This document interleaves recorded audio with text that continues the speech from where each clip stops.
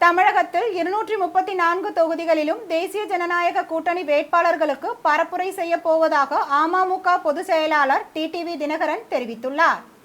புதுக்கோட்டையில் செய்தியாளர்களுக்கு பேட்டி அளித்த அவர், திமுக ஆட்சியில் மக்கள் பல இன்னல்களை சந்தித்து வருவதாகவும், தேசிய ஜனநாயக கூட்டணி முழுமை பெற்று அந்த கூட்டணியில் உள்ளவர்கள் தன்னை பிரச்சாரத்திற்கு அழைக்கும் பட்சத்தில் 234 தொகுதிகளிலும் தேசிய ஜனநாயக கூட்டணி வேட்பாளர்களை ஆதரித்து பரப்புரையில் ஈடுபடுவேன் என்று கூறினார்.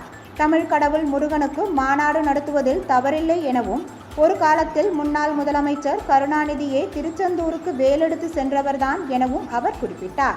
தமிழ்நாட்டில் பாஜக மற்றும் இந்து அமைப்புகள் வளர்ந்துள்ளதாகவும், 26ஆம் ஆண்டு தேர்தலில் தேசிய ஜனநாயக கூட்டணி ஆட்சி தமிழகத்தில் அமையப்போவது உறுதி எனவும் அவர் தெரிவித்தார்.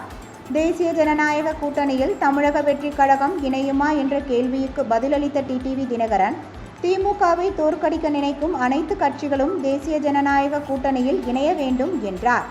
டெல்லிக்கு எப்பொழுதுமே தமிழகம் அவுட் ஆஃப் கண்ட்ரோல் தான் என்று முதல்வர் கண்துடைப்புக்காக கூறுகிறார் என்ற டிடிவி தினகரன், உண்மையில் முதல்வரின் குடும்பமே அவருக்கு அவுட் ஆஃப் கண்ட்ரோலில் உள்ளது எனவும், முதல்வர் ஸ்டாலின் குடும்பத்தை சேர்ந்தவர்கள் மற்றும் அவர்களது நண்பர்கள் வெளிநாட்டிற்கு தப்பிச் சென்று ஒளிவது ஏன் என்ற கேள்விக்கு முதல்வர் பதில் கூற வேண்டும் எனவும் தெரிவித்தார்.